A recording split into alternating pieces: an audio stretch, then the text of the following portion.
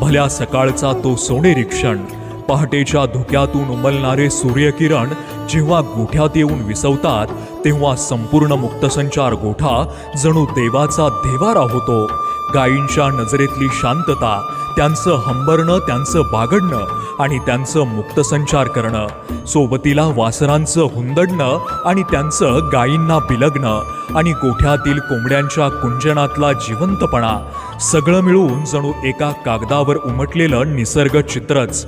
पशुपालकाची लगबग, सोबतीला मंद आणि धुंद सकाळ, चाऱ्यानं भरलेली गव्हाण, सोबतीला पांढऱ्या शुभ्र अमृता समान दुधानं भरलेली भांडी आणि वासरांचं दूध पिणं, हे पाहणं जणू आयुष्याचं खरं लेणं.